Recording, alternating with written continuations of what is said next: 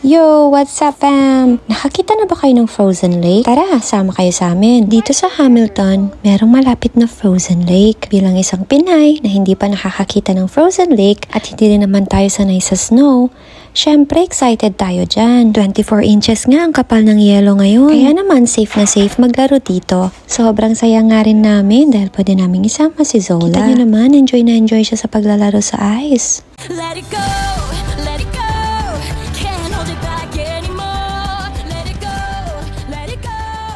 Turn my back and turn. Napakasarap nga maghabulan, maglaro, at magsayaw sa ibabaw ng frozen lake.